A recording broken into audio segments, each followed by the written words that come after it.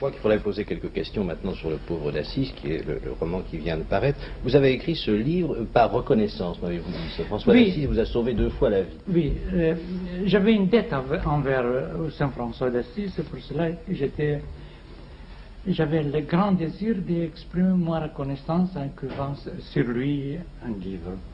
Et la première fois qu'il m'a sauvé la vie, c'était pendant l'occupation allemande. Les Allemands, j'étais dans une petite île tout près d'Athènes, alors les Allemands n'avaient rien à manger. Et j'étais presque mourant de faim, et tout le monde courait autour de moi. Alors un jour, je reçois une lettre des frères franciscains qui habitent à Athènes. Ils me disent, si vous voulez traduire la biographie de Saint François d'Assise faite par Jorgensen, alors nous enverrons une caisse de livres.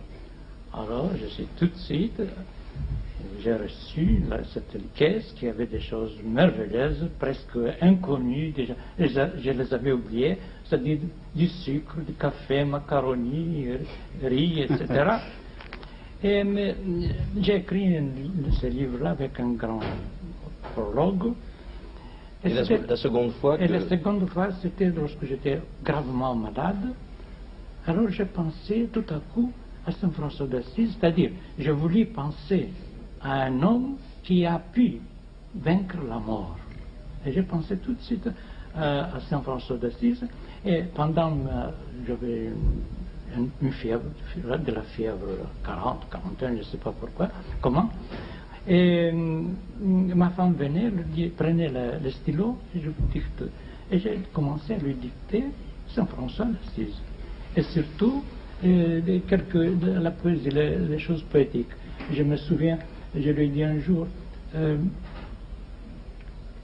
parce que vous savez, ce n'est pas une biographie, ce livre-là, c'est une synthèse de biographie, de poésie et des choses que Saint François n'a pas dit, mais qu'il pouvait dire, parce qu'il était selon sa discipline.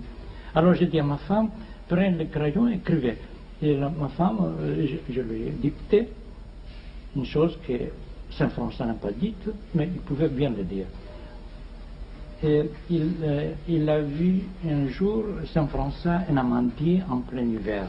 Alors Saint François lui dit, frère amandier, parle-moi de Dieu. Et aussitôt l'amandier s'est couvert de fleurs. C'était tout à fait franciscain, n'est-ce pas?